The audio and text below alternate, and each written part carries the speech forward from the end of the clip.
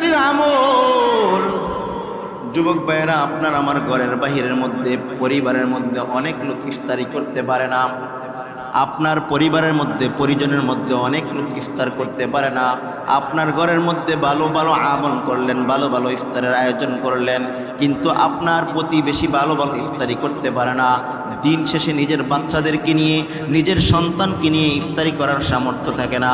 কিন্তু দেখা যায় আপনার ঘরের মধ্যে ভালো ভালো আয়োজন করলেন, কিন্তু আপনার পরিবার সন্তানদেরকে নিয়ে ভালো ভালো আয়োজন করলেন, আপনি ইফতারি করলেন, ওই বান্দাকে ইফতারি করাইলেন না।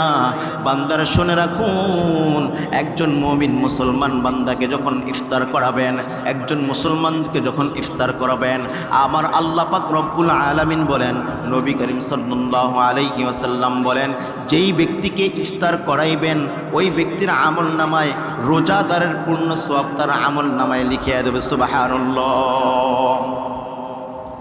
আল্লাহর বান্দা যুবক মুসলমান ব্যক্তির কাছে গেলেন, ডাক দিয়া বললেন, ভাই, আমার ছোট ছোট সন্তানদেরকে নিয়ে রোজা রাখছি, আমার ঘরে ইফতার করার মতো কোনো সামগ্রিক নাই, টাকাও নাই, পয়সাও নাই, আমি আমার স্ত্রী পানি দিয়ে ইফতার করতে পারবো, কিন্তু ছোট ছোট বাচ্চাগুলো রোজা রাখছে, তাদেরকে ইফতার করার মতো সামর্থ্য ঘরের মধ্যে কেউ নাই।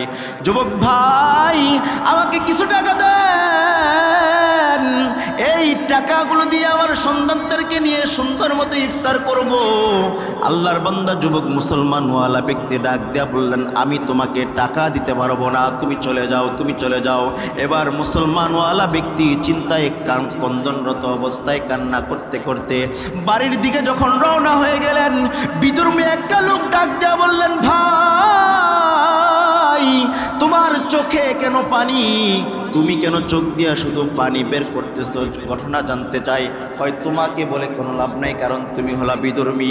এবার বিধর্মী ডাক দিয়া বললেন, ভাই, কারণ একজন মুসলমানওয়ালা ব্যক্তির কাছে আমি গেলাম, আমার ছোট ছোট বাচ্চারা রোজা রাখছে, তাদেরকে ইফতার করার কোনো সামর্থ্য আমার মধ্যে নাই। আমার স্ত্রী এবং আমি পানি দ্বারা ইফতার করতে পারবো, কিন্তু আমার সন্তানগুলো ইফতার করছে, রোজা রাখতে পারে না, রোজা রাখছে, ইফতার করার সামগ্রী তাদের ঘরে নাই। এবার বিধর্মীওয়ালা ব্যক্তি ডাক দেয়া বললেন, ভাই, আমার কাছ থেকে কিছু টাকা নাও, তোমার ঘরের মধ্যে ইফতার আয়োজন করো, পারলে দিয়া দিও, না পারলে কোনো সমস্যা নাই। সুবহানাল্লাহ। এবার মুসলমানওয়ালা ব্যক্তি টাকা নিয়ে ইফতারি করার জন্য ঘরের মধ্যে আয়োজন করলো।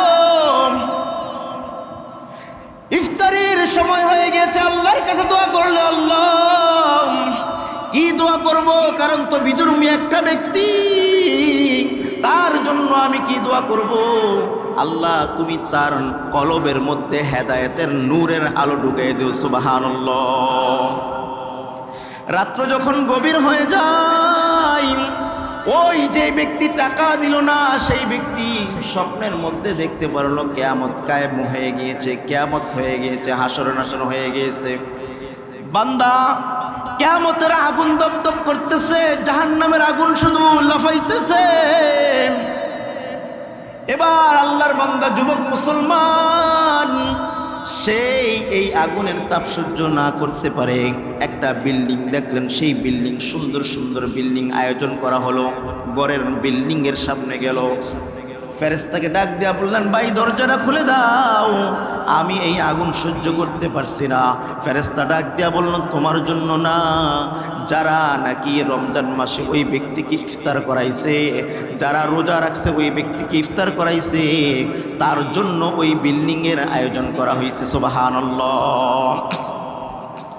এবার আল্লাহর বান্দা যুবক টেনশনে পড়ে গেল। এই রাতের বেলা ওই মুসলমানওয়ালা ব্যক্তির কাছে গেল, যায় বলতেছে, ভাই, এই নাও, টাকা নাও, এই টাকা দিয়ে তোমার সংসার, তোমার পরিজন নিয়ে সুন্দর করে ইফতার করো। এবার মুসলমানওয়ালা ব্যক্তি বললেন, আমার টাকার প্রয়োজন নাই, আমাকে একজন বিধর্মীওয়ালা ব্যক্তি আমাকে টাকাগুলো দিয়ে দিয়েছে। এবার বিধর্মীওয়ালা ব্যক্তির বাড়ির কাছে গিয়া বললেন, ভাই, তোমার টাকাগুলো ফেরত নাও, আর আমাকে জান্নাতের মালিক বানিয়ে দাও। সুবহানাল্লাহ। বিধর্মীওয়ালা ব্যক্তি বললেন, কেন?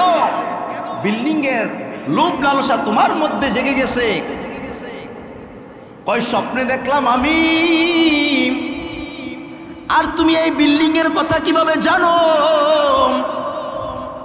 এবার বিদুর্মিওয়ালার ব্যক্তি ডাক দিয়া বললেন, ভাই রাত্র যখন গভীর হয়ে যায় আমিও স্বপ্নের মধ্যে দেখলাম এই ব্যক্তিকে, মুসলমান ব্যক্তিকে ইফতার করার বিনিময়ে পয়গম্বর স্বয়ং আমার হাতে আইসা বললেন, বান্দারে ও উম্মত রে, তুই এই ব্যক্তিকে ইফতার করার বিনিময়ে কালিমাওয়ালা মুসলমান হয়ে যাও, তোর জন্য আমার আল্লাহ জান্নাত রেডি করে রেখেছে। সুবহানাল্লাহ। এই জন্য যুবক ভাইরা 3 নম্বর আমল করতে হবে।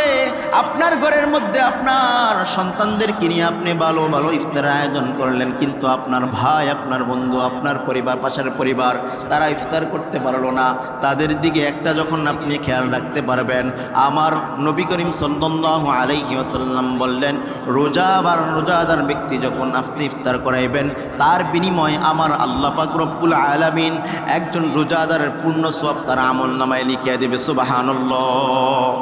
আল্লাহ পাক রব্বুল আলামিন আমাদেরকে এই রমজান মাসে বেশি বেশি আমল করার তৌফিক দান করুন, বেশি বেশি কোরআন পড়ার তৌফিক দান করুন। সকলে বলি আমিন।